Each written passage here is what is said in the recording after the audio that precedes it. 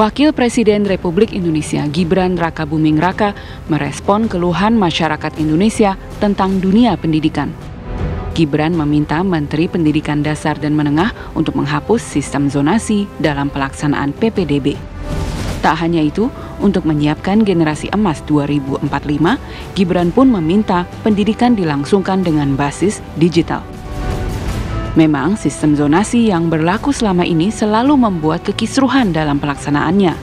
Bahkan beberapa oknum memanfaatkan sistem ini untuk meraup keuntungan. Menteri Pendidikan Dasar dan Menengah pun angkat bicara soal keinginan Wakil Presiden ini. Pihaknya hingga saat ini masih mengkaji secara mendalam kebijakan tentang PPDB. Rencananya kajian dari tim akan diumumkan paling lambat Mei 2025. Sebelum dimulainya tahun ajaran baru. Akankah langkah penghapusan zonasi ini bisa efektif? Tim TV One mengabarkan. Sampaikan secara tegas ke Pak Menteri Pendidikan, Pak, ini zonasi harus dihilangkan. Pak, penting sekali untuk mengajarkan anak-anak kita dari muda pentingnya coding, pentingnya belajar programming, pentingnya belajar digital marketing. Karena sekarang kita tidak boleh ketinggalan dari negara-negara lain.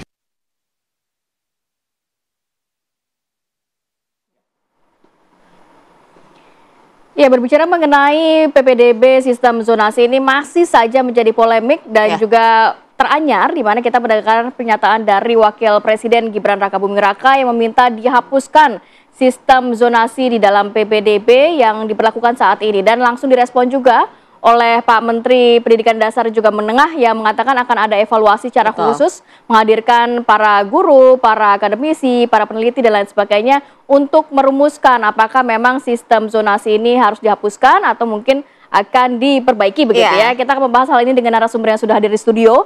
Sudah ada Bang Satriwan Salim, Koordinator Nasional Perhimpunan Pendidikan dan Guru. Selamat pagi, Assalamualaikum. Pagi, Mas pagi. Mbak Syirah. Waalaikumsalam warahmatullahi wabarakatuh. Kemudian juga sudah ada Bang Lalu Handriani Irvani, Wakil Ketua Komisi 10 DPR RI. Selamat pagi, Bang Lalu. Assalamualaikum. Selamat pagi. Waalaikumsalam, Mbak Rati, Mbak Sera. Baik, Bang Lalu izin saya mau ke Bang Satriwan dulu. Kalau berbicara mengenai evaluasi terkait sistem zonasi di PPDB kita, ini apa sih poin-poin paling penting yang kalau berbicara mengenai sistem zonasi pasti ada plus minusnya. Betul. Ada kelebihan, ada kekurangan begitu ya. Kalau minta dihapuskan mungkin yang terbayangkan oleh masyarakat adalah banyak kan kekurangannya begitu ya. Pak Wapres yang meminta begitu kan. Tapi apa sih poin pentingnya baik kelebihan maupun kekurangan dari sistem zonasi ini? Ya, makasih Mbak Rati. Yang pertama berbicara kelebihan tentu kita balik ke filosofi ya. Filosofi negara kita adalah dasar negara Pancasila, sila keadilan sosial.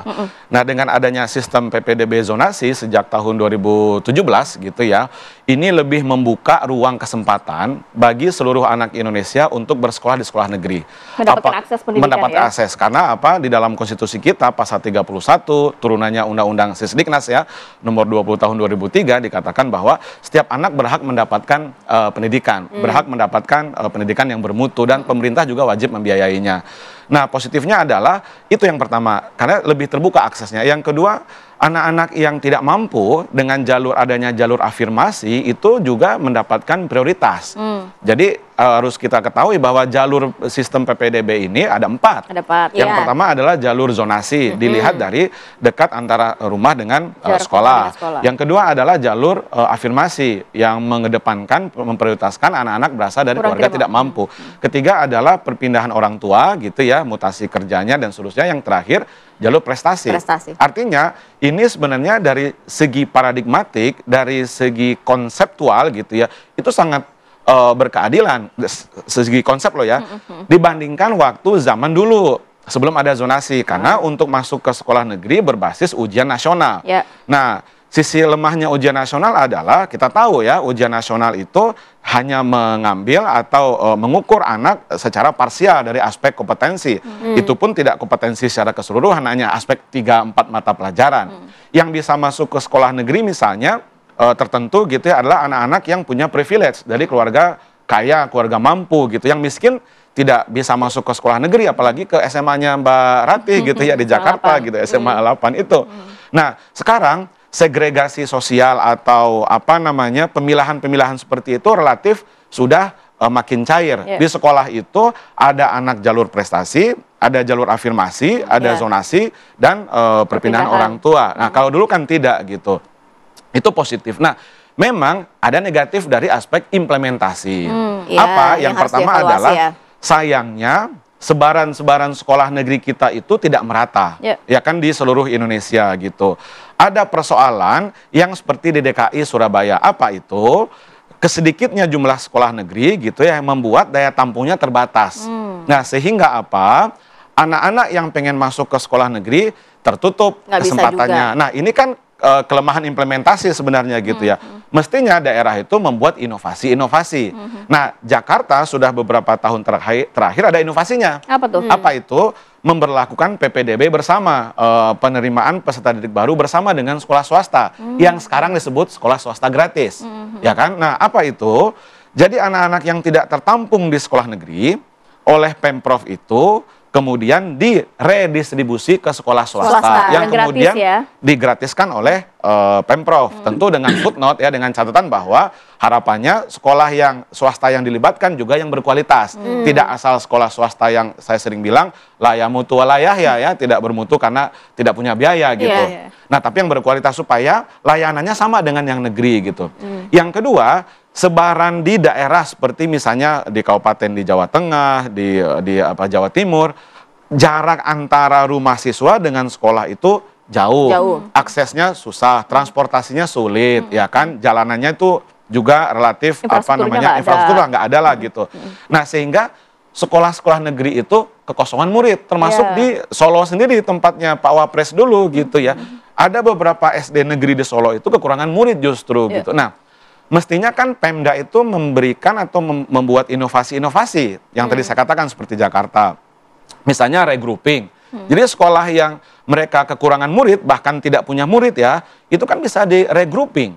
Atau misalnya gitu ya, dipindahkan letak sekolah tersebut yang dekat dengan pemukiman. Atau kembali ke yang tadi ada sekolah swasta yang gratis gitu. Jadi kami lihat kalau Pak Wapres mengatakan langsung hapus saja, ini rasanya sangat tergesa-gesa. Kurang tepat gitu ya. Karena ini sangat Pancasilais sebenarnya sesuai dengan keadilan sosial karena tadi. Karena menyeluruh semuanya ya? Betul, tidak hanya memprioritaskan hanya aspek UN atau hanya aspek nilai saja. Apalagi UN-nya sekarang sudah tidak ada gitu kan ya.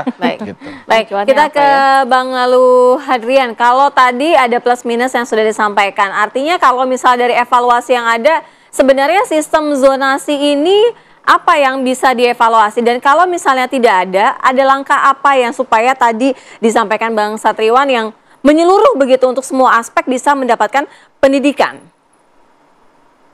Ya, tadi yang disampaikan oleh Pak Satriawan itu betul juga. Bahwa pertama, dalam PPDB itu kan tidak hanya jalur zonasi. Ada juga pertama tadi disampaikan afirmasi, kemudian prestasi, kemudian kepindahan orang tua dan zonasi. Nah, bagi kami di Komisi 10 ya tentu berharap pemerintah hari ini betul-betul mengkaji, mengevaluasi dalam tahap implementasi dari kebijakan zonasi ini. Artinya yang kami inginkan adalah jangan sampai pemerintah hari ini tergesa-gesa hanya melihat beberapa pendapat, beberapa masukan dari masyarakat kita. Ingat bahwa negeri kita ini sangat besar. Dan pelaksanaan zonasi di beberapa tempat yang kami ketahui itu juga dilaksanakan dengan baik. Nah, contoh tadi di Jakarta misalnya, dalam rangka berinovasi, Pemda DKI Jakarta yang melaksanakan PPDB bersama dengan swasta. Di Jawa Timur yang sudah melaksanakan juga Kota Malang. Nah, di Malang juga dilaksanakan PPDB bersama. Nah, ini kan salah satu contoh inovasi-inovasi yang dilakukan ketika di daerah tersebut zonasi ini dianggap bermasalah. Nah, yang ingin saya sampaikan bahwa pemerintah dalam hal ini Menteri Pendidikan Dasar dan Menengah, kami mendorong agar terus melakukan kajian, melakukan analisa, kemudian meminta pendapat seluruh stakeholder pendidikan. Jangan sampai nanti tiba-tiba merubah jalur zonasi ini dengan pola atau sistem tertentu atau jalur lain yang justru nanti memperburuk keadaan masyarakat kita di bawah. Ya, kita mengetahui bahwa setiap tahun memang menjadi PR kita, terutama di jalur zonasi ini. Nah, tentu kita harus inovasi. Misalnya dalam persentase 4 jalur tadi itu, yang tadinya zonasi 40%, ya mungkin di jalur prestasinya ditambah, atau di jalur afirmasinya juga ditambah. Yang kita inginkan adalah pemerataan mutu pendidikan di seluruh wilayah, pemerataan sarana dan prasarana di seluruh wilayah, di seluruh daerah. Nah, bisa saja nanti salah satu solusinya misalnya di dalam satu kecamatan misalnya hanya ada sekolah, hanya ada satu sekolah, atau bahkan tidak ada sekolah di situ. Bisa saja pemerintah daerah berinovasi menggabungkan 2 kecamatan atau 3 kecamatan di dalam satu zonasi. Nah, alternatif itu kan masih bisa kita diskusikan, masih kita bicarakan. Jangan ujuk-ujuk pemerintah langsung mengatakan menghapus jalur zonasi. Ya, karena jalur zonasi ini juga tidak serta-merta datang tiba-tiba. Ini melalui pemikiran yang, melalui analisa yang tidak mudah, melalui kajian yang tidak sebentar, sehingga menghasilkan kebijakan tersebut gitu. Begitu, Mbak. Baik, Bang Lalu. Bang Lalu, tapi sejauh ini apa evaluasi dari DPR sebelum ada pemerintahan baru, ya, dalam arti menterinya baru, kemudian Pak Wapres juga baru begitu ya. Evaluasinya seperti apa? Karena kan melihat penyataan ada satu sekolah yang satu anak ternyata tidak bisa masuk ke dalam sekolah tersebut, padahal jarak dari rumahnya 700 meter begitu.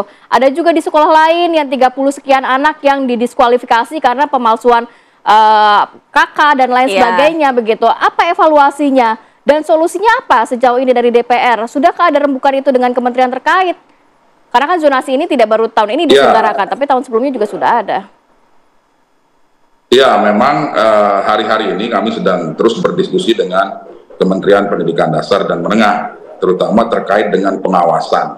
Nah, pengawasan terhadap jalur zonasi ini memang kita perlu sangat perlu terus kita intens lebih masif lagi. Artinya bahwa jangan sampai nanti terjadi lagi pemalsuan dokumen, kemudian kecurangan-kecurangan yang terjadi. Ini merupakan kelemahan dari pelaksanaan atau implementasi. Nah, oleh sebab itu saya sepakat tadi dengan Pak Mas Satriawan bahwa implementasi ini harus betul-betul kelemahan-kelemahannya kita perbaiki. Nah, ketika nanti dalam satu zona misalnya ada komplain dari masyarakat kita yang memang benar bahwa di belakang sekolah rumahnya, tetapi dia tidak diterima di sekolah tersebut, itu banyak terjadi. Nah, ini memang harus betul-betul kita lihat, kita evaluasi apa penyebabnya. Bisa saja misalnya dalam pelaksanaannya ternyata mereka baru pindah 3 bulan atau 4 bulan di wilayah tersebut, tetapi mengaku sudah lama tinggal di situ. Ya, tentu data-data kependudukan kita juga harus betul-betul kita cermati dalam pelaksanaan zonasi ini. Jangan sampai ini menjadi sandungan-sandungan di dalam pelaksanaan zonasi tersebut gitu. Pada prinsipnya kami di Komisi 10 di DPR RI sedang melaksanakan evaluasi dan kajian. Hari-hari ini kami juga turun ke daerah untuk melihat betul efektivitas dari pelaksanaan zonasi tersebut. Tapi sekali lagi kami menyampaikan bahwa pemerintah jangan terburu-buru, jangan tergesa-gesa. Pak Presiden Prabowo juga menyampaikan bahwa dalam pelaksanaan, dalam pengevaluasian sistem zonasi ini, jangan terburu-buru. Nah, di beberapa kesempatan beliau menyampaikan seperti itu. Baik. Kalau dari Komisi 10 DPR RI bilang sepakat ya, jangan terburu-buru karena memang walaupun masih ada evaluasi terhadap sistem zonasi ini, tetapi juga sistem zonasi ini juga merupakan bentuk biar ada pemerataan pendidikan. Nah, tapi kalau misalnya dari Mas Satriwan yang melihat ini sebenarnya solusinya seperti apa jikalau benar-benar dihapus sistem zonasinya. Tapi nanti dijawabnya nanti, kami segera kembali dan mengulasnya untuk Anda. Terima kasih Anda masih bersama kami, kita lanjutkan dialog. Kalau misalnya dari Bang Satriwan sendiri melihat begini, kan sistem zonasi kita tidak bisa pungkiri juga ya, kalau masih banyak banget yang harus dievaluasi, masih banyak juga masalah dan polemik. Tapi bagaimana kalau memang sistem zonasi ini dihilangkan? Apakah masalahnya itu hilang atau justru menimbulkan masalah baru? Ya, betul Mbak Syera. Kekhawatiran kita ini tentu berdasar ya. Yang pertama yang berbicara kan bukan level dirjen atau menteri, tapi ini wakil presiden gitu ya. Jadi mungkin bisa saja sabdo panditorat itu nanti sami anawatona gitu. Nah, betul-betul dihapus. Nah, memang saat ini di Kemdikdasmen sedang berjalan FGD, ada 8 kelompok FGD, diantaranya adalah kelompok PPDB zonasi gitu. Cuman sayangnya di situ yang terlibat mendiskusikan masalah besar se-Indonesia ini hanya beberapa orang ya narasumbernya gitu ya. Jadi tidak memberikan warna ya, nggak menyeluruh gitu dan nggak representatif gitu ya. Ya walaupun ada teman kita juga pengamat pendidikan misalnya gitu, tapi sangat parsial saya rasa gitu. Nah, mestinya melibatkan diskusinya ini mestinya melibatkan semua unsur stakeholder, termasuk perwakilan orang tua murid juga, perwakilan guru juga gitu ya. Kemudian analis yang punya data-data dan seterusnya. Nah, yang kedua, selain ada FGD PPDB zonasi di Kemdikdasmen sekarang juga simultan yaitu FGD ujian nasional atau asesmen nasional gitu. Nah, ini kan ada gejala-gejala yang kami khawatirkan UN akan dihidupkan kembali yang nanti berkorelasi lah dengan PPDB. Jadi zonasi hilang, UN ada lagi. Zonasi hilang yang kami khawatirkan ya. Nah, tapi sinyalemen ke sana ada. Zonasi hilang, ya kan? Berarti jalur penerimaan peserta didik baru adalah melalui jalur ujian nasional. Nah, kalau jalur ujian nasional, balik tadi saya katakan, kita setback ke belakang gitu ya, 10 tahun yang lalu gitu. Mahkamah Agung kan sudah memutuskan bahwa ujian nasional itu ya tidak berkeadilan dalam implementasinya gitu kan, karena standar nasional pendidikan kita belum terpenuhi gitu. Nah, balik ke yang tadi, yang penting juga adalah kami khawatir gitu ya, ketika UN nanti muncul lagi ya kan, dijadikan kebijakan pemerintah lagi nanti gitu, angka putus sekolah bisa saja makin tinggi. Nah, kenapa gitu ya? Karena yang bisa masuk ke sekolah-sekolah negeri apalagi dianggap yang bagus tentu anak-anak yang memiliki privilege, yang berasal dari keluarga ekonomi yang berada. Karena bisa les, bisa bimbel, sedangkan yang miskin makin tertinggal. Kami khawatirnya angka putus sekolah makin tinggi nanti. Nah, selama 7 tahun kita PPDB zonasi, justru angka putus sekolah dan anak tidak sekolah ATS itu relatif menurun justru. Saya mengutip data ya dari peta jalan pendidikan Indonesia yang dibuat Bappenas dan data BPS termasuk Kemdikbud itu selama 2018 gitu, sebelum kita zonasi 2016-15 itu di atas angkanya, 4 juta, hampir 5 juta dan seterusnya. Nah, di 2023 ini 4,2 juta. Jadi ada tren penurunan anak yang tidak sekolah. Gitu. Kenapa anak tidak sekolah? Di antaranya karena nggak ada akses ke sekolah, berbiaya mahal sekolah swasta. Harusnya kan anak-anak itu mau masuk ke sekolah negeri dipenuhi haknya oleh negara. Karena hak anak kan, masa mau masuk ke sekolah negeri diseleksi, padahal itu kewajiban negara. Ya, kan? Pemerataan pendidikan. Betul, pemerataan pendidikan dan ada di konstitusi kita. Sayangnya kan diseleksi. Nah, gitu. Poinnya sudah kita tangkap. Coba kita langsung ke Bang Lalu. Bang Lalu, walaupun saat ini kalau dari kata Mas Satriawan memang sudah ada lagi diselenggarakan FGD terkait beberapa poin yang mungkin selama ini menjadi polemik, UN, zonasi dan lain sebagainya. Tapi kalau dari sisi DPR sendiri menilai seperti apa? Tadi ada kekhawatiran dari perwakilan guru nantinya kalau zonasi benar-benar dihapuskan, UN ditimbulkan lagi, nantinya pemerataan pendidikan ini justru semakin ada disparitas. Padahal angkanya selama 7 tahun terakhir ini sudah mulai turun begitu, anak-anak yang putus sekolah. Ya, jadi seperti yang saya sampaikan tadi bahwa dalam hal kebijakan zonasi ini memang butuh kajian, butuh analisa. Tadi disampaikan bahwa ternyata dengan kebijakan zonasi ini justru menurunkan angka putus sekolah, kan begitu. Nah, sehingga dan tujuan dari zonasi ini juga kan untuk pemerataan pendidikan, pemerataan mutu, kualitas, sarana dan prasarana pendidikan. Nah, kekhawatiran kami nanti kalau seandainya zonasi ini dihapuskan, benar-benar murni dihapuskan, tidak ada lagi jalur zonasi, ya cita-cita kita tadi bahwa pemerataan pembangunan di seluruh wilayah Indonesia ini atau di seluruh daerah itu tidak akan merata. Kemudian peningkatan kualitas dan mutu pendidikan baik anak didik maupun guru kita itu tidak akan sesuai dengan cita-cita kita, artinya pemerataan itu akan semakin jauh kalau memang betul-betul jalur zonasi ini dihapus. Nah, bagi kami sudah tepat langkah yang dilakukan oleh Kemendikbud hari ini, melakukan kajian, melakukan analisa, mengundang para pakar-pakar pendidikan, mengundang seluruh stakeholder pendidikan, baik guru, kemudian komite sekolah, orang tua, siswa. Nah, ini juga perlu dimintai pendapatnya. Dari sekian pendapat tersebut, silakan kami memberikan kesempatan kepada Kementerian Dikdasmen untuk menyimpulkan yang terbaik jalur ini, apakah dilanjutkan dengan memperbaiki implementasi dan kekurangan-kekurangan yang ada di lapangan, atau memang ditutup sama sekali.